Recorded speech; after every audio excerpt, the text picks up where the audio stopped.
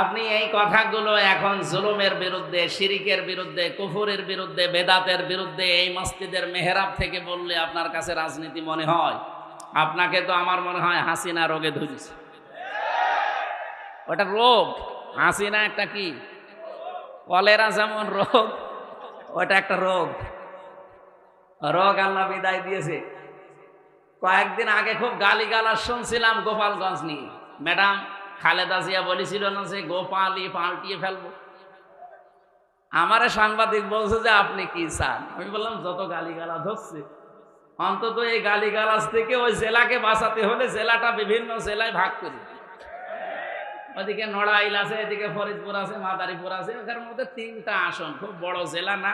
এত গালিগালাজ না খেয়ে 3 আসন 3 জেলায় ভাগ করে দিন, তাহলে আর কেউ গালিও দেবে না, কারণ জেলায় নেই। এই শুনে আপনি